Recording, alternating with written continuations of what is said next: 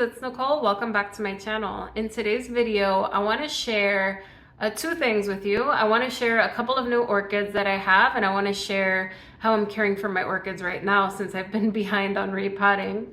It's going to be a quick one, so let's just jump right into the fall care right now. So I have been really behind on repotting. I have a couple of orchids that have just been outgrowing their pots. And I've decided, and I've been taking action little by little, instead of trying to repot a whole bunch of orchids all at once, I'm just gonna wake up early and tackle a little bit every single day. I get up really, really early in the morning, and I've been spending an hour on my collection. So this includes flushing my orchids, just getting a shelf done, watering them, and repotting them. So every day, little by little, I've been just doing a little bit of my plant chores just because historically you guys have seen me repot 100 orchids all in one shot. And it's just not sustainable for me.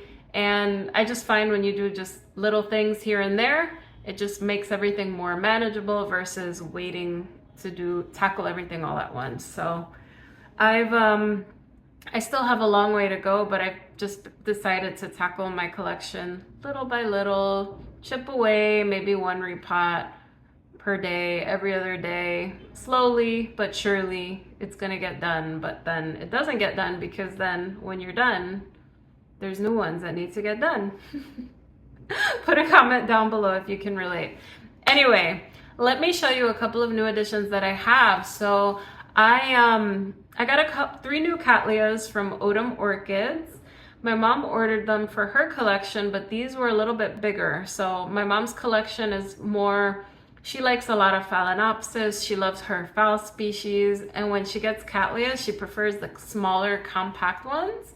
So she got these and they were bigger than she expected. So I'm gonna show you what they look like. So I'm gonna show you the blooms of the parents and what the crosses may potentially look like.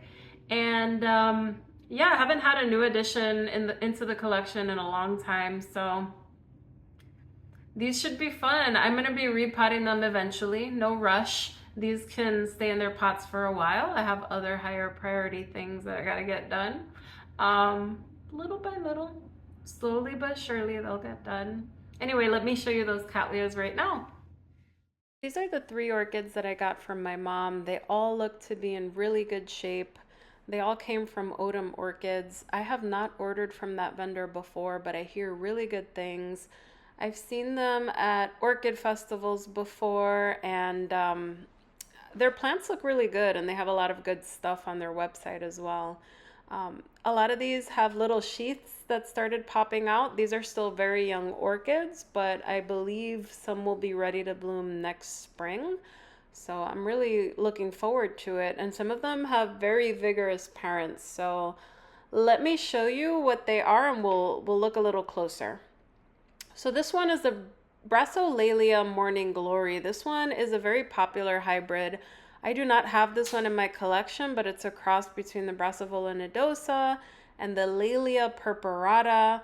We have a couple of sheaths in there already, and those of you that grow nodosa type hybrids know how vigorous they can be. I'm thinking of my key lime stars right now. That one blooms all the time, and once it gets going, they tend to really not stop.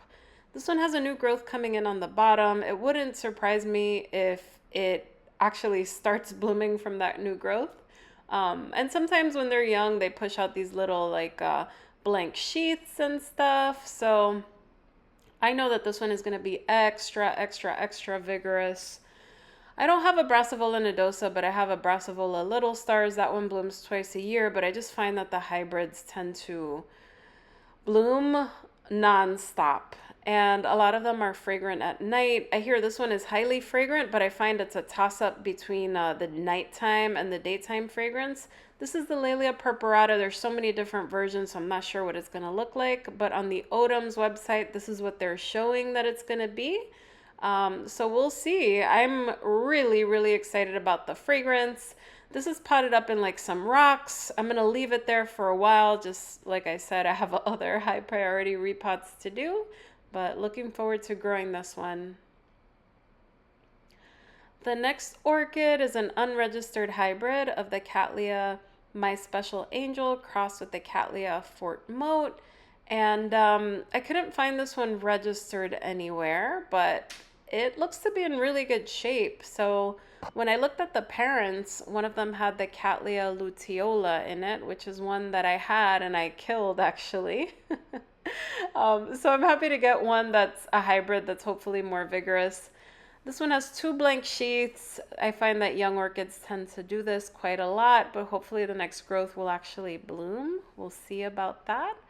But the first parent, the Cattleya My Little Angel, is the luteola crossed with the Cattleya in color, so it's a primary hybrid. And the other parent is more a different kind of hybrid. This one is more spotted, so we'll see what it looks like, but you could definitely see the luteola influence on it and the shape. Hopefully it's fragrant and we'll see how it goes, but I'm really excited about this one. I don't think it'll get much taller given that the luteola is so small though. The next orchid is the Cattleya Odum's Petite Stars. And this one is a cross between some parents that I really can't pronounce too well, so I will spare you.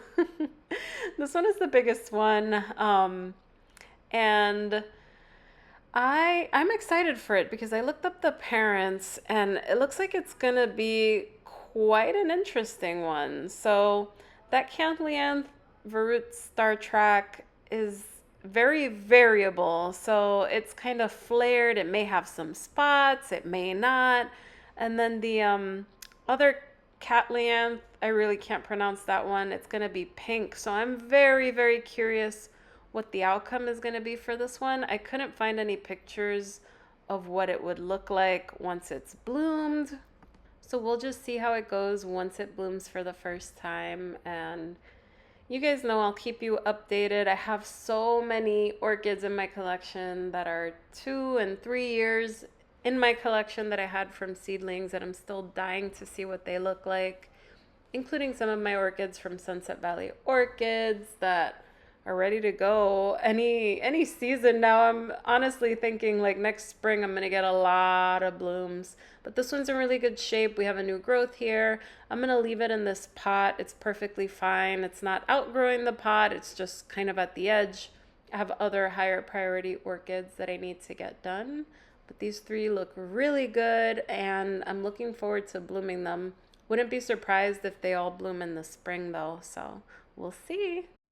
Thank you guys for watching. Let me know down below how you guys are doing with your repotting now that we're in the fall. Are you done? Are you like me where it's never done? Or do you get everything done in the summer? Curious to hear your thoughts down below. And yeah, I haven't had any new additions in a long time, so these are nice to see. I'm looking forward to seeing them bloom. I still have a lot of seedlings and a lot of other orchids in my collection that haven't bloomed yet, so I think a lot of them are going to start blooming very soon, so it's always an exciting time to see that. But anyway, guys, thank you so much for watching, and I will see you in the next video. Bye, everyone.